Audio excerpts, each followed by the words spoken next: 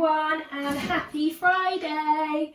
It is Friday and we know what that means, don't we? Tricky words. So the first thing that we would love you to do is to watch the Tricky Word songs phase 2 and phase 3. Mrs. Stewart, have you seen the song that the children were all in?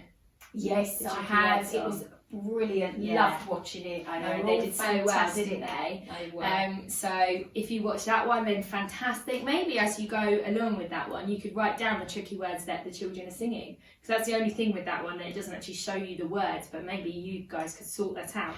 Okay, and then what we would love you to do is write a selection of tricky words. So we've got these ones. I'll quickly read them out. The, to, I, know, go, he, she, we, me, be, was, my, you, her, they, all and are.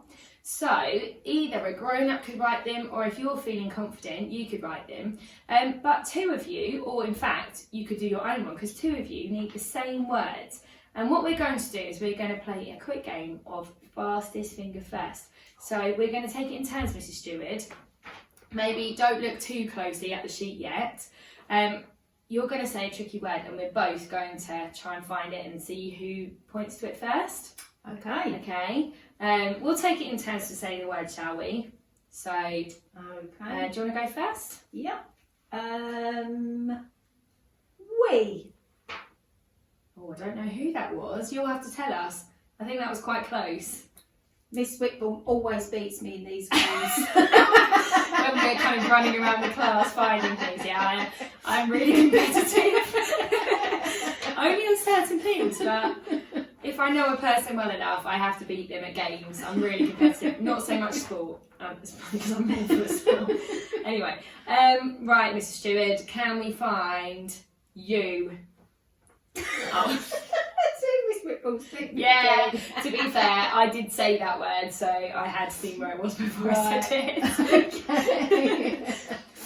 Okay, we are going to go for go. Yes, I think that was a draw, Mrs. Stewart. It was. And the last one that we're going to do, and then we'll leave this to you guys, is my. Come on, Mrs. Stewart. There we go. Right. So we will leave you. As you can see, we've had fun there, haven't we, Mrs. Stewart? We have. That was really fun. We kind of need, maybe if you have a third person that can call out the words, because otherwise the person calling them out is at a bit of an advantage. So if you can have a caller, that would be brilliant. And then for the last bit of phonics, what we would love you to do is to choose that book that you have been working on all week and see if you can read the whole thing. So we would love to hear how you get on with that as well. Right, now for maths, we're just going to round off our adding and taking away for the week. So again, you can use a number line. That'd be brilliant if you are confident with that. But we haven't got an example. But what I'd love you to do is to find a grown-up and ask them to write down a selection of sums. And the reason I haven't got an example is because it's very dependent on where you're at. So you might only feel confident if it's a mixture of adding and taking away to work up to 10 or to 20, or you might feel really confident, work within 100.